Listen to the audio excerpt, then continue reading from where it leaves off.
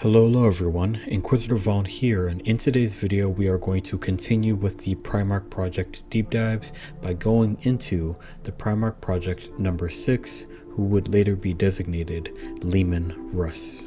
For the list of correspondences for this project, project number 6 designated name would later become Leman Russ. The aspect of humanity that I assign to this Primarch project and to its legion is the beast or the animal aspect. The legion specialization is shock assault, and the Geneseed organ that I most associate with the legion is the Neuroglotis. Primarch Project number 6 would land on the ice death world of Fenris. The designation of Death World existed at the time to classify worlds that were technically impossible for humanity to survive on, and Fenris was one such world.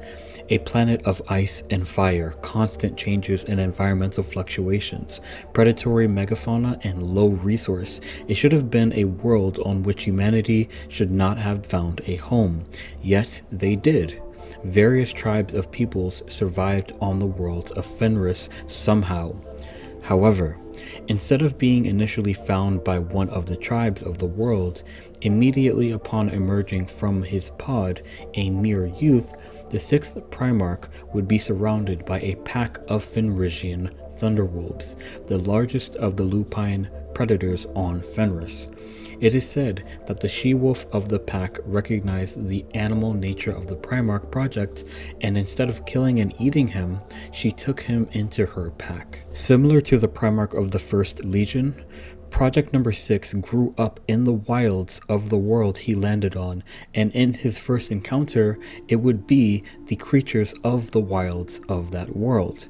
The difference is that, unlike Lionel Johnson, whose time in the forest of Caliban was a mystery, but could be said to be one of survival only, Project number 6 was accepted into a pack of Fenrisian thunderwolves and lived with them for his early years. Eventually, the pack that the project was a part of and one of the human tribes that lived on Fenris came into conflict. This conflict resulted in the death of the she-wolf, which raised the project as well as a few of his packmates. It is said that the tribesmen realized that the project was not just another wolf and saw that he was actually a human. Now, this is a curious point. How is it that they did not immediately recognize that the project was human, and how did it take them some time to finally realize that he was not a wolf? In my Primarch Project deep dive, I theorized that the Primarchs could change their appearance when they were young to match the people that found them. Following this line of thinking, it's possible that because the project was found by wolves, it looked more like a wolf, covered in hair and walking on all fours. But once it encountered humans, it changed its appearance to match them. In Remembrancer depictions of the Primarch, he is depicted as being handsome, though hairy in some regard, with pale yellow eyes and long canine teeth. But regardless of that theory, the project would be taken by the tribe called the Russ tribe. The king of the Russ tribe, known as Thingir, decided to keep and raise the project. Project number 6 grew to be a great warrior who was prone to random bouts of mood swings and unpredictability, but was courageous, charismatic, and a natural fighter. Thingir decided to name the project Leman of the Russ, or Leman Russ. Thingir would later die, and Russ would be elected to be the king of the Russ tribe. Soon after this, Primarch Project number 6 would be discovered by the Emperor, and after challenging the Emperor, it resulted in the Emperor punching Russ so hard he broke one of his canines. However, Russ, respecting strength, was barely offended by this and swore loyalty to the Emperor of Mankind, who he would spend time with, learning from before being given command of the 6th Legion, the Astartes made using his Geneseed. The nature of the Geneseed of the 6th Primarch was unique in that it was specifically unstable. In the Primarch video deep dive, I go over how the Emperor created a Primarch template from which he would add and subtract genetic information. According to the lore, one of the projects, designated Primarch number 6, had what was described as canine-like genetic information added to his Primarch template. If the number of the project matches with the Legion, then it was the Primarch Project number 6, who would later be designated Leman Russ, who had this aspect added to his design. Now, the reason that the added genome was described as canine-like instead of wolf-like was because the animals known as wolves no longer existed on Terra and had been extinct for a millennia. Like humanity itself in the far future, the canine species on Terra likely mixed, evolved, and melded to such a degree that they began to generally reflect the overall canine species instead of one specific family of canines. The existence of these canine creatures during the Age of Strife was limited to taking the form of gene stock for engineered bioweapon beasts on Terra, often as augmented canine-like beasts. When you look at some of the legions during the Great Crusade, some wore what would look like wolf pelts. These were not actually wolf pelts at all, but instead the pelts of these augmented canine beasts. The pelts began to be referred to as wolf pelts, not because of what they really were, but for what they represented. By this time in the far future, the word wolf had become a byword for controlled savagery. Though the 6th Legion would later use this word in their Legion name and wear the furs of these augmented beasts, they were not the first Legion to do so. The Luna Wolves of the Primarch Project Horus Lupercal were the first to do so. That being said, the wolves that the 6th Legion would later name themselves after were actually much closer to actual wolves. However, all of this is important to take into consideration because it was the gene stock of these hybridized canine creatures from Terra that was the source of the Project Number 6's canine-like genome. It would also be this Terran canine genome that would get passed down to the 6th Legion of Astartes. Ironically, this would make Primarch 6 and the Legion made from his Geneseed bioweapon beasts. Why the Emperor would decide to add this aspect to the genome of the 6th Primarch Project is officially unknown. However, the 6th Legion was one of the Trefoil Legions, a group of 3 legions that the Emperor kept from the majority of conflicts during the Wars of Unification. These legions were said to serve a significant though unknown purpose. However, if we take into consideration that the canine beasts made from this genome were used as bioweapons during the Age of Strife, we can reasonably assume it was to make the Project and Legion even more dangerous than the standard Astartes. If we look at the Legion's initial deployments and early nature, they confirm this perspective. That was a lot of information, but basically, Primarch Project number 6 was one of the Primarch projects that the Emperor added extra genetic information to. This added genetic information was canine-like in origin, likely from the Terran gene stock of augmented canine war beasts used during the Age of Strife. Last but not least, the word wolf at this time was used more as a metaphor for controlled savagery than it was referencing to the actual animal, because the actual wolves no longer existed on Terra. That is all important to know because the added canine genome had a different effect on the Primarch than it did on the initial recruits of the Legion. The initial recruits for the 6th Legion were taken from a variety of tribes and human populations on Terra and were initially a diverse group. The single characteristic that tied them together as potential recruits for the 6th Legion was that they were the most hyper-aggressive of those in these populations. Each individual was handpicked rather than entire tribes being recruited. The Emperor took these selected candidates and imbued them with the 6th Primarch Project's Geneseed. The 6th Legion as a collective were trained by the strategos of the Emperor's inner circle into a coherent military force. The growth of the Legion was slow due to the high amount of rejection rates the candidates had to the 6th Legion's Geneseed. It wasn't realized at the time, but this would be one of the signs of the Geneseed's instability. The physical effects that the Geneseed had on the Astartes of this Legion were not immediately recognizable, but developed slowly over time. The early effects had an observable impact mostly on the temperament of the Legion. As said earlier in the video, the 6th Legion was one of the legions held back during the Wars of Unification.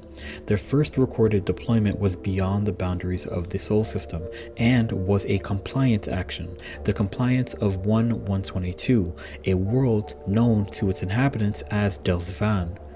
When the Principia Imperialis arrived over the world and the Emperor extended the hand of the Imperium to the peoples, the human population on the world denied reincorporation into the Imperium of Man and were arrogant due to their relative technological advancement during the Age of Strife. The Emperor decided to test the effectiveness of the 6th Legion on Delsvan. The Legion's commander, an Astartes known by the name of Enoch Rathvin, and the full force of the 6th Legion at the time, around 3,500 Astartes, conducted a panic strike shock assault that saw the entire Legion deployed onto the world. The 6th Legion descended even while being fired upon by the world's defensive measures. Once on the surface, the Delphinites' defensive forces were slaughtered. Initially, it was those who raised weapons against the invading force that were killed. The assault was so swift and sudden, with the 6th Legion deploying their entire force into one city on the planet in only an hour, that those remaining armed forces who survived the initial assault started mingling with the fleeing civilian populations. The population running from the 6th Legion revealed a hidden aspect of the Legion's Geneseed, because the Astartes fell upon the entire population, militia and civilian alike, until all were killed. Initially, this was seen as a startling display of a lack of discipline by the Legion, until it was realized that Enoch, the Legion's commander, did not order the Legion to stop in its slaughter. Upon hearing on what happened in this city on the world of Delsvan, the rest of the world fell into compliance to the Imperium.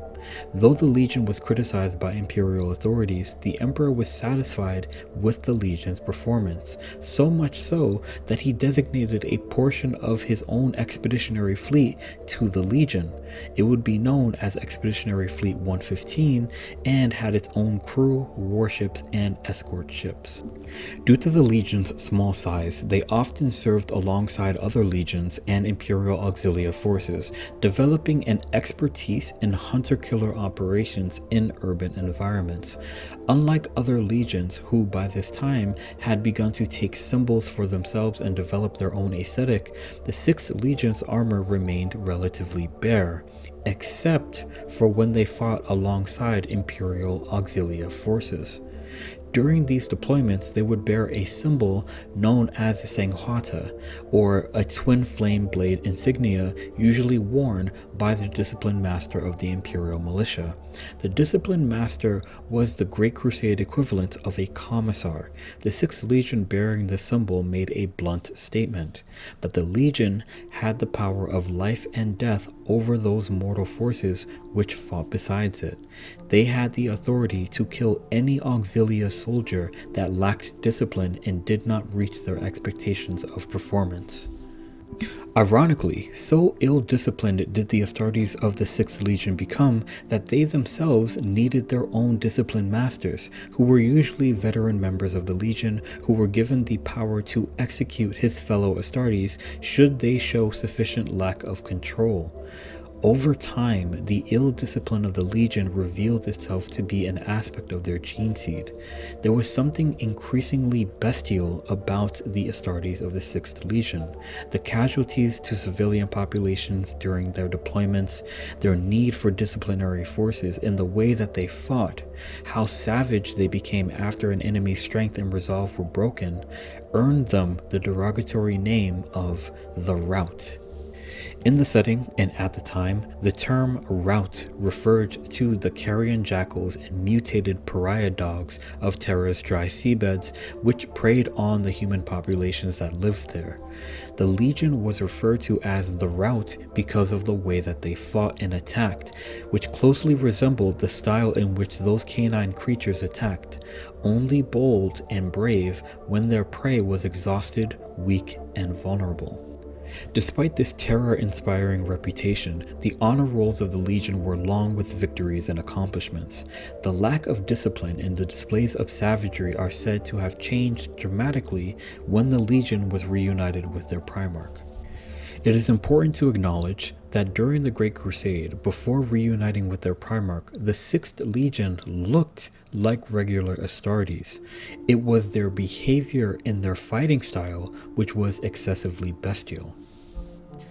Leman Russ would spend time learning of the Great Crusade from the Emperor himself before taking command of the 6th Legion. Russ had also inducted several hundred warriors from Fenris into his legion as well, and this induction procedure went remarkably well. The majority of the Fenrisian warriors that Russ inducted into the 6th Legion were of an older age than what was required for the Geneseed implantation procedure. Despite this, it was relatively successful. Technically, and according to the lore, it was successful for 2 reasons, but if you look deeper into the lore, there is actually a 3rd reason why it was successful. The first reason that it was successful was because Leman Russ's own gene helix was far more stable than the helix that was made for his legion to use, even though his legion was made from his Geneseed. This is because, while the 6th Legion Geneseed had been unstable in nature, the 6th Primarch Project's design was not. This is why there was an essential difference in the nature of Russ in comparison to his Terran Legion. Russ, though barbaric and possessed of visually lupine features, was not nearly as ill-disciplined or predatory as his Terran sons. The Terran 6th Legion were what the Legion were naturally. Leman Russ was what they could become, and using his gene helix was the first step to balancing out the instability of the Legion's Geneseed. The second reason that the process was successful was because the people of Fenris were a physically tougher breed than those on Terra. While Terra had become an irradiated environment of incredible harshness, the very environment of Fenris and its ice death world status had shaped the people of it to be physically a stronger and tougher, more durable population of humanity. The third, deeper reason why the induction of the Fenrisian peoples in the 6th Legion was successful was because the Geneseed procedure of the 6th Legion was changed from its original format after the Legion was reunited with their Primarch. I went over in a previous video the standard procedure of Geneseed implantation, starting with the second heart and moving all the way to the last procedure, which was the implantation of the Black Carapace. I mentioned in that video that Astartes chapters had their own practices and traditions that coincided with the Geneseed implantation procedure. During the Wars of Unification and the Great Crusade, Geneseed implantation was crude and basic, but effective and direct. Prior to being reunited with their Primarch, the 6th Legion Geneseed implantation procedure was just like any other. The organs were, one by one, implanted into the recruit until they possessed all of the organs necessary to make them an Astartes. After discovering that Leman Russ's gene helix was far more stable than that of the Legion made from his Geneseed, that helix was used as an essential part in the Geneseed induction process. The genome that the Emperor added to Primarch Project number 6 is called the Canis helix. The Astartes organs made from Leman Russ's genetic information all have the Canis helix within them.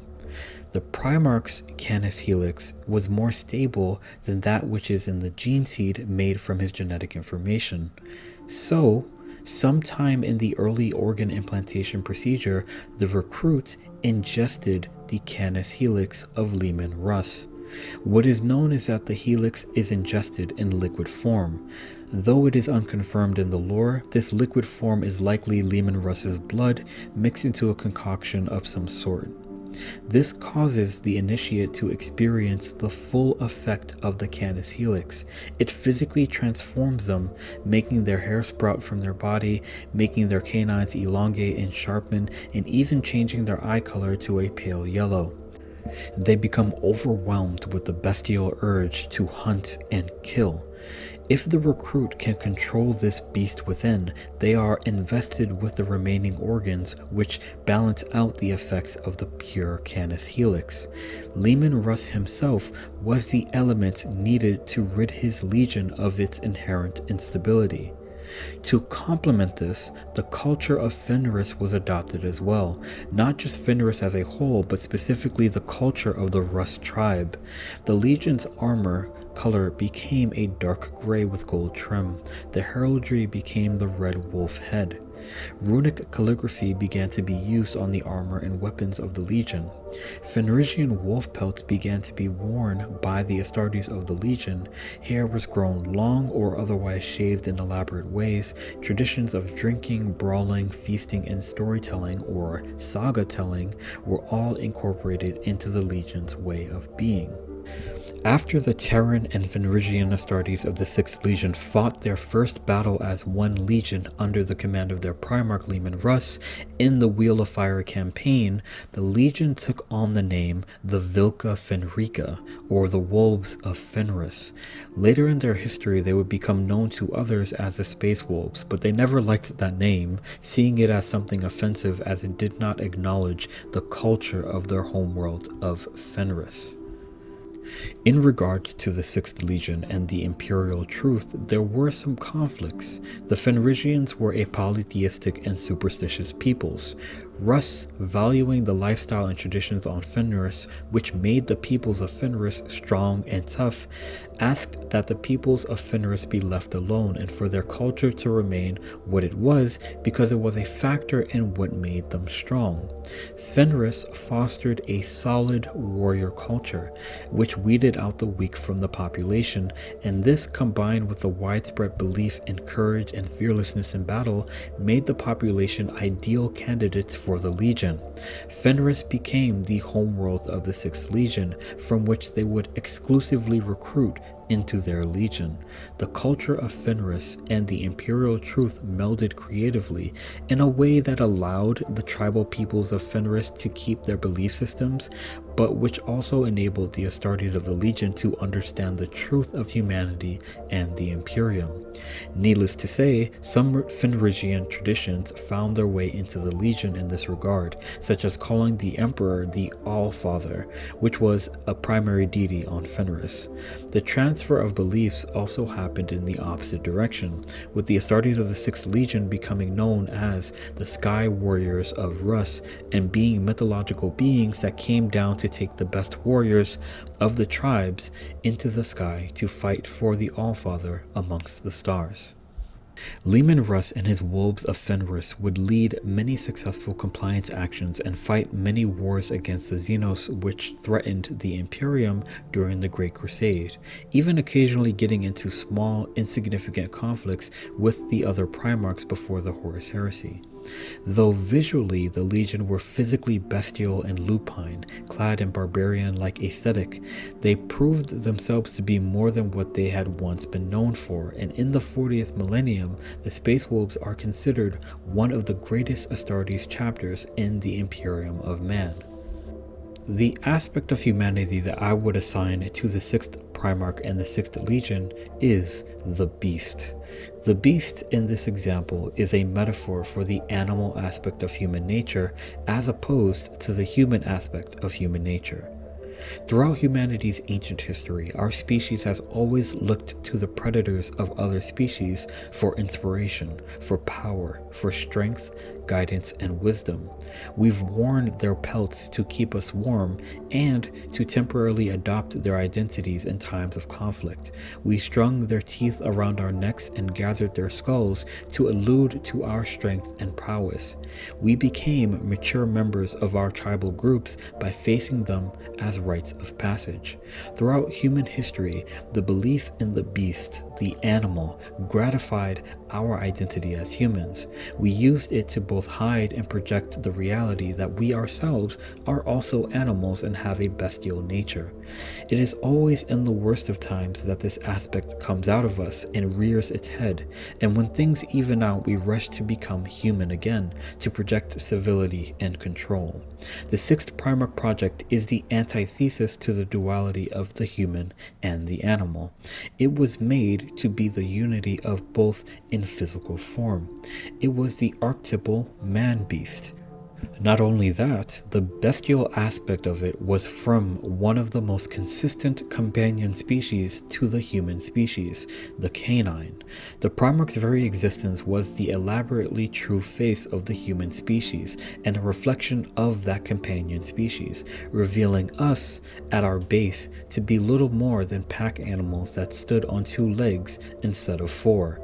But just as the 6th Primarch would represent that bestial aspect of humanity, it would also represent self-control, the only real cure to the beast within, and one of the defining characteristics of what it means to be human as opposed to an animal.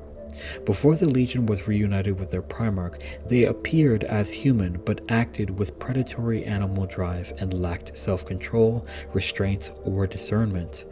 After reuniting with the Primarch, when Leman Russ's gene helix was used to grow the Legion, the recruited Astartes had to face that inner beast and control it to become like their Primarch. Though the helix transformed them visually into lupine were-monsters, their inner human resolve and self-mastery was stronger than ever. They became the embodiments of the symbol of the wolf, of controlled savagery in a physical sense, whereas other legions of the same name would embody it in a metaphorical sense. But controlling the beast was a lifelong pursuit. Remember earlier in the video when I said that the recruits into the Legion had to face the effect of the Canis Helix and control it in order to become an Astartes of the 6th Legion? Some of the recruits could not control it and failed. Remember earlier in the video when I said that the induction of the Fenrisian warriors into the Legion was successful? Well, it was technically only successful in the beginning. Both groups would share the same fate, just at different points in time. Both would fall to the curse of the Wolfen. The curse of the Wolfen was the fullest extent of the Canis Helix effect on an Astartes of the 6th Legion. As such, it is the potential fate of all Space Wolves, and possibly even Leman Russ himself. The curse of the Wolfen is when an Astartes completely warps into a lupine human beast, overwhelmed by the power of the Canis Helix, driven by the predatory urge to hunt and kill. This transformation was visually extreme. The Marine's face projects into a snout-like formation, their teeth elongate, and their hair sprouts from various areas of their body, which all sounds like the normal transformative effects of the Helix. However, with the Wolfen, muscle mass increased, legs bent into canine limb structure, the nails became blackened claws. Humanity in the Wolfen is barely recognizable. Those initiated who succumbed to the Helix during their initiations into the Legion were to roam the wilds of Fenris as mindless beasts. Those of the legions who had fallen to the curse of the Wolfen later in their lives would still fight for the Legion, though in their case the effects of the curse were delayed, sometimes over centuries. However, they were present and acknowledged, with the first signs of the effect of the curse being on those Terran wolves, which increasingly became more unstable over time. Then, with the death-sworn packs of the Legion during the Great Crusade. These effects would only grow more pronounced over time, resulting in the Wolfen. However, the Wolfen is perhaps the highest form of an Astartes of the 6th Legion, at least the kind that an Astartes is transformed into later in his life, for even when they have lost themselves completely to the nature of their Geneseed, it remains their inner humanity that pushes them to fight for humanity itself in the form of the Imperium of Man and in service to the Emperor of Mankind. Time and time again, the Wolfen appear to aid the Battle Brothers in defeating powerful enemy before disappearing in the 40th millennium. The Legion specialization was and is shock assault. What is shock assault? Shock assault is defined as an offensive tactic that tries to make an enemy break under psychological pressure from a fast and fully committed advance with the intention of making the enemy run. Basically, it's a style of assault that is so sudden and so overwhelming that it breaks the enemy's resolves and makes them run in fear. The Legion was known for this style of attack even before they were reunited with their Primarch, under the command of Enoch Rathvin. The Legion would continue to use this tactic throughout the Great Crusade, and as a chapter, they would implement it as well. The thing about shock assault is that the goal is to essentially surprise the enemy with a sudden show of force. Shock troops were prepared for this style of attack, but another aspect of this was that casualties to shock assault forces were almost always high. In the moments before an enemy fled during a shock assault, they often fought the hardest against the forces conducting it. This would lead to mass casualties on the attacking force well before it led to the mass casualties on the enemy. This aspect was also true for the Legion throughout the Great Crusade.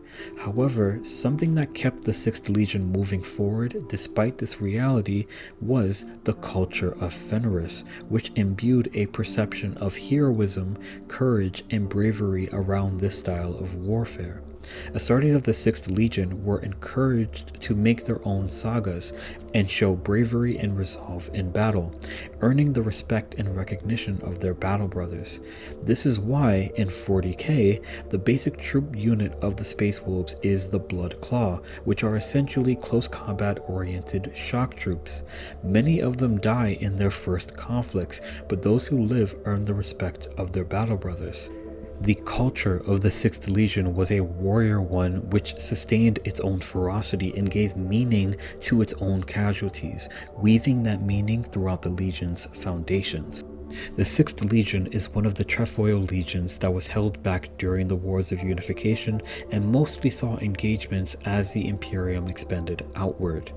It is assumed that the legions of the Trefoil had a special purpose, which is why they received instruction and tutelage of the Emperor directly and were isolated from their brother legions.